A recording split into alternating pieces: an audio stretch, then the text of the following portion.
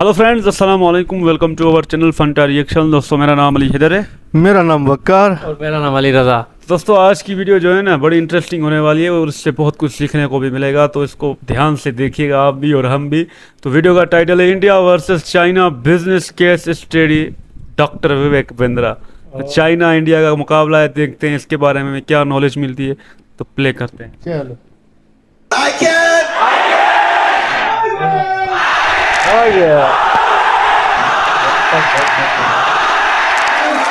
आप सबका स्वागत है। मैं Vivek Bindra, motivation speaker, leadership consultant, business coach. India versus China, दो इकोनॉमी को बिजनेस के पर्सपेक्टिव से मैं चाहता था आपको कंपैरिजन और नॉलेज दे सकूं। नॉलेज की बहुत जरूरत है आपको, बिना नॉलेज के आप आगे नहीं बढ़ सकते। नॉलेज को इंप्लीमेंट करिए। मुझसे आपने लीडरशिप फनल में पूछा और मुझसे आपने नीचे कमेंट बॉक्स में पूछा कि क्यों चाइना इतना आगे निकल गया।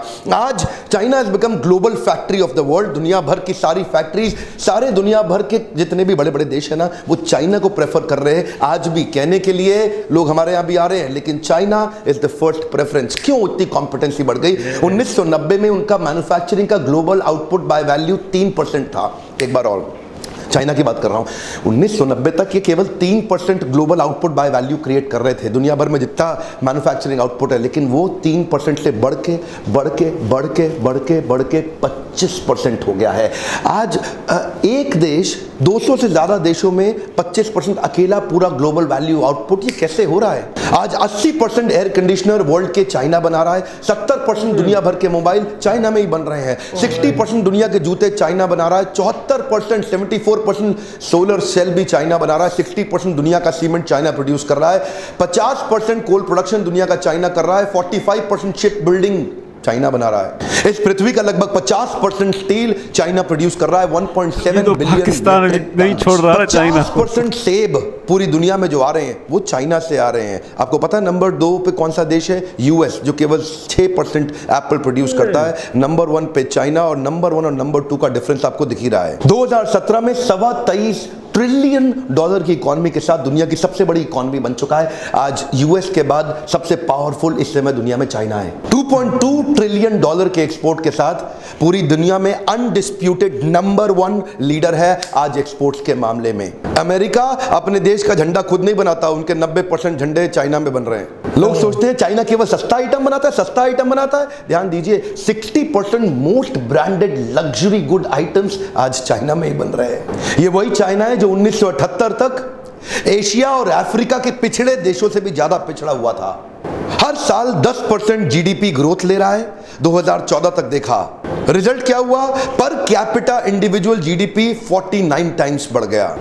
1978 तक उनकी पर कैपिटा जीडीपी थी $155, और 1978 से 2014 आज वही बढ़ के 7,590 हो गई। रिजल्ट क्या हुआ? 800 मिलियन लोग चाइना के आज गरीबी दर की रेखा से इन्होंने देखते ही उठा दिए। 800 मिलियन मतलब 80 करोड़ जनता इन्होंने चाइना की उठाई है पिछले 25 सालों के अंदर। ये क्या है? देखते हैं 10 point of difference between India and China. इनमें इतना बड़ा फर्क आया क्यों? पहला पॉइंट है mass production and dumping. China करता क्या है? वो इतना मैसिव प्रोडक्शन करता है, इतना मैसिव, इतना स्केल अप कर देता है अपने प्रोडक्शन को कि जिस कंट्री में जाके एक्सपोर्ट करेगा उसके प्राइसेस से बहुत नीचे पहले उनका प्राइस चेक करता है। देखो भारत में माल भेजना है, यहां कितने का बिकता है। अब उसके बाद इतना स्केल अप करा देगा कि अपने कॉस्ट ऑफ प्रोडक्शन नीचे लाएगा, और उसके बाद पूरी मार्केट में आके ठोक के बर्बाद तहस नहस करके मसल देता है वो भारत की मार्केट को।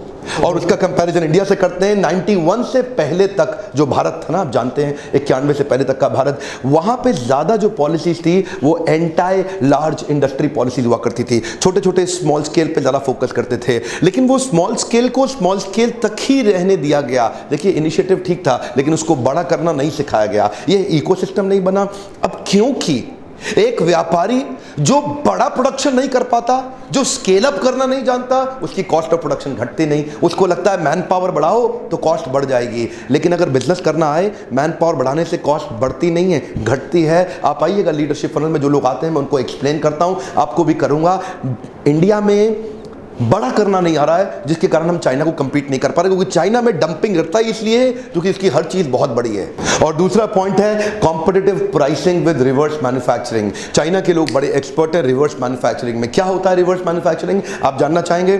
चाइना क्या करेगा, बोलता है कि तुम अमेरिकन, तुम लोग सारा इनोवेशन करो, तुम सारी नई टेक्नोलॉजी लेके आओ, तुम सारा R&D करो, हम कुछ नहीं करेंगे, हम तुम बना करके लेके आओ, उसको खोलेंगे, उसको खोल के चेक कर लेंगे इसमें क्या क्या डाला और अपना बना डालेंगे। उसके बाद वो किसी IPR की चिंता नहीं, कुछ नहीं, उसी के समान उसी की सारी टेक्नोलॉजी आइडिया का इस्तेमाल करके फिर खुद बना लेंगे।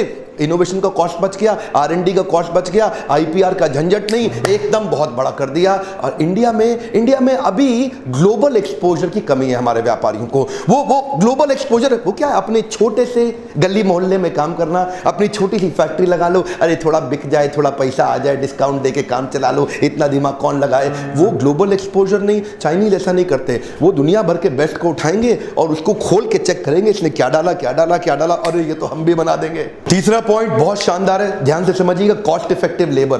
क्या मतलब हुआ इसका?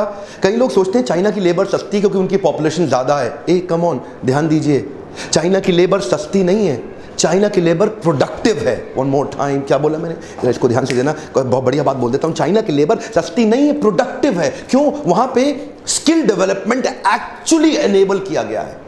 वहां पे सरकार और इंडस्ट्री और लोकल्स मिलकर के पार्टनरशिप के अंदर स्किल डेवलपमेंट को वास्तव में एक असली रूप दे पाए, जिसके कारण इतना स्किल्ड उसकी तनख्वाह चाहे थोड़ी सी ज्यादा हो, लेकिन उसका आउटपुट इंडियन लेबर के मुकाबले कई गुना ज्यादा है। इंडिया की लेबर जो 1 घंटे में 10 मोबाइल बनाएगी, उनकी लेबर 1 घंटे में 50 मोबाइल बना देगी। आउटपुट, प्रोडक्टिविटी, तनख्वाह की बात नहीं कर रहे, आप लोग स्किल डेवलपमेंट नहीं कर रहे। और देखिए वहां मैनेजमेंट लेवल की एजुकेशन, मैनेजमेंट लेवल की ट्रेनिंग बहुत ज्यादा है, ट्रेनिंग के सारे टूल्स का इस्तेमाल कर रहे हैं, इसलिए लोग प्रोडक्टिव हैं, सस्ते नहीं है, प्रोडक्टिव हैं, ज्यादा प्रोड्यूस कर देते हैं। इंडिया में मैं बधाई देता हूं हमारी सरकार को जो स्किल बिल्डिंग पे काम कर रही है, लेकिन नीचे अभी उसमें बहुत काम करना बाकी है। अगर स्किल बिल्डिंग हुआ तभी एम्प्लॉयबिलिटी आएगी, तभी देश में परिवर्तन आएगा।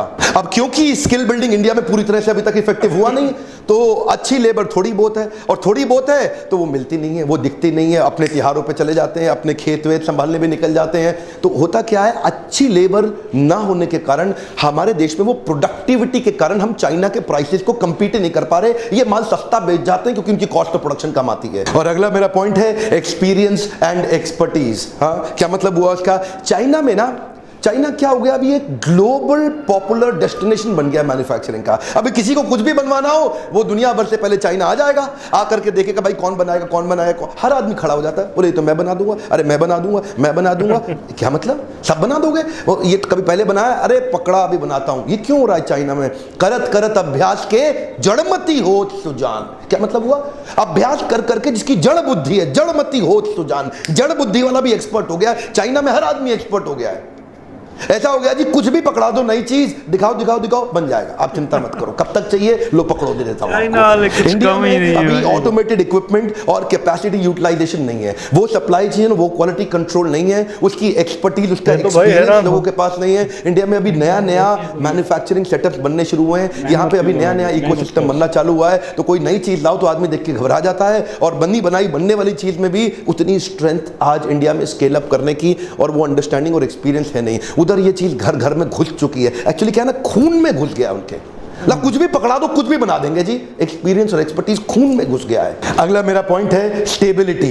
ये स्टेबिलिटी एक ऐसी चीज है कि मेरे ना कई मल्टीनेशनल क्लाइंट्स भी हैं, और जब मैं मल्टीनेशनल क्लाइंट से मिलता हूं ना, मैं देखता हूं इंडिया में आते वक्त वो लोग बेचारे परेशान रहते हैं। ये सरकार चलेगी, ये सरकार नहीं चलेगी, ये ब्यूरोक्रेसी में क्या दिक्कत आएगी, इसकी किससे बनती है, उसकी किससे, तो वो लोग टेंशन में रहते हैं बेचारे। उन लोग को बार बार चक्कर काटने पड़ते हैं। यहाँ पे आने के बाद इंडिया में धंधा चालू करते वक्त हाथ गंदे करने पड़ते हैं। चाइना में कोई आदमी काम दे दे, उसको पता है अश्योरेंस है, उसको पता है यहाँ पे गवर्नमेंट स्टेबल है, उसको पता है यहाँ का इंफ्रास्ट्रक्चर स्टेबल है, उसको पता है चाइना के अंदर पावर कट्स की टेंशन नहीं है, प्लम्बिंग इश्यूज नहीं है, फ्लडिंग इश्यूज नहीं है। चाइना ज्यादा स्टेबल नजर आ रहा है ग्लोबल पार्टनर्स के लिए। और in comparison to that India, आप उसको कितना भी कुछ भी सस्ता करके दे दो, यहाँ पे जबरदस्ती मेक इन इंडिया करना पड़ रहा है। क्योंकि अपने आप को यहाँ नहीं रहा, क्यों करना पड़ रहा है? इंडिया आना नहीं चाहता। यहाँ पे हर चीज में टाइम, एनर्जी, मनी ज्यादा लगता है ब्यूरोक्रेसी के कारण। और छठा पॉइंट ऑफ डिफरेंस है एजुकेशन। इंडिया और चाइना में एजुकेशन के लेवल में बहुत बड़ा डिफरेंस है। आज भी नंबर ऑफ ग्रेजुएट्स चाइना के परसेंटेज वाइज इंडिया के मुकाबले बहुत ज्यादा है।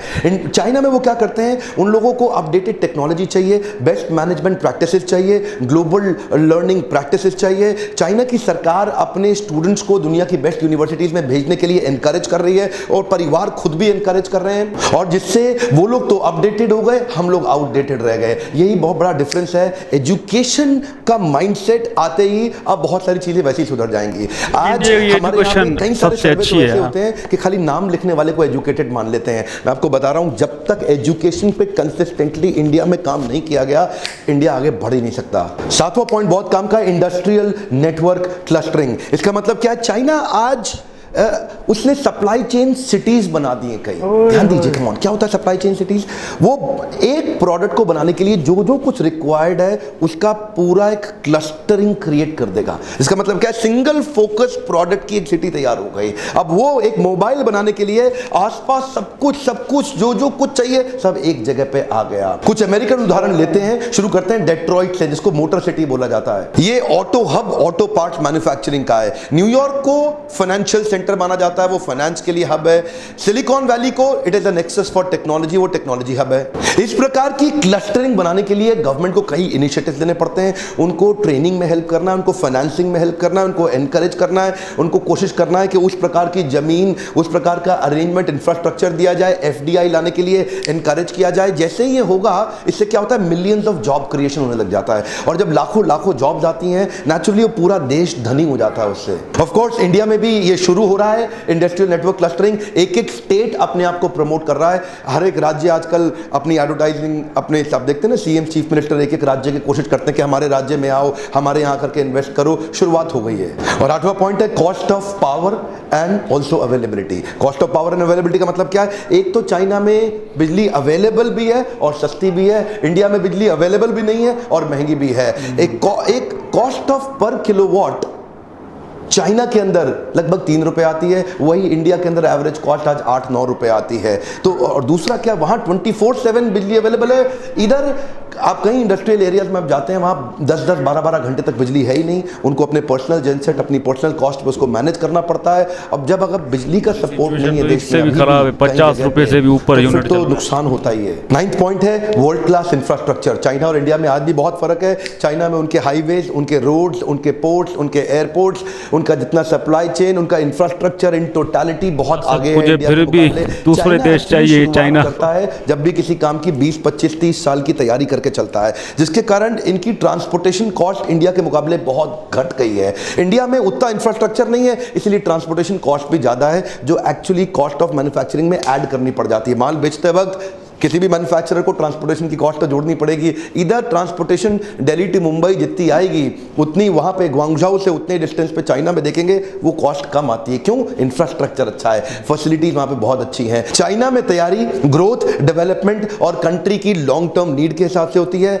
हमारे देश में तैयारी 5 साल बाद मुझे वोट वापस कैसे मिल जाए उस हिसाब से होती है। तो क्योंकि यहाँ पे बड़ा शॉर्ट लिव्ड अटेंशन स्पैन है कि मेरे को 5 साल संभालना है, अगली बार कुर्सी वापस रह जाए, तो अपीजमेंट बहुत ज्यादा है। उधर अपीजमेंट नहीं है, उधर ग्रोथ और डेवलपमेंट पे फोकस है। और 10वां पॉइंट है Chinese government and industry work in partnerships. ध्यान दीजिए, चाइना में क्या है ना, उन्होंने श्रीलंका हो, पाकिस्तान हो या अफ्रीकन कंट्रीज हो, चाइना की सरकार और कॉर्पोरेट दोनों मिलकर काम करते हैं आपस में। वो क्या करते हैं, चाइनीज सरकार खुद चली जाएगी श्रीलंका में, ये हमारी कंपनी आके आपका ये संभाल लेगी, ये संभाल लेगी, ये संभाल लेगी। आपको पता है श्रीलंका में मैंने बहुत काम किया है, हमारे ऑफिस रहे हैं श्रीलंका में, मैंने बहुत ट्रैवल किया है। श्रीलंका लगभग कुछ दिनों में आप देखेंगे पूरा चाइना कैप्चर करने वाला, पूरे श्रीलंका को निपट गया श्रीलंका हाथ से। हमने अपनी आंखों से देखा है सब कुछ श्रीलंका के अंदर आज जो भी आ रहा है, जा रहा है, बन रहा है, खा रहा है, कमा रहा है, सब चाइना से ही आ रहा है। जितनी सड़कें, हाईवेज, पोर्ट्स, जो कुछ बन रहा है सब चाइनीज गवर्नमेंट ही वहां बना रही है। क्यों जानते हैं? चाइना अपनी कॉरपोरेट को साथ लेके चलती है और अपने पॉलिटिकल इंटरनेशनल इंटरेस्ट को भी साथ लेती है, एक कंट्री को ही लपेट लेती है पूरे। एक कंपनी को घुसाया, उस कंट्री को उठा लिया। पाकिस्तान घुस गए, पूरा चाइना पाकिस्तान लपेटने लगा। आपके सामने देख नहीं रहे क्या? अफ्रीकन कंट्रीज में घुस गए। इंडिया में ये सब नहीं हो सकता।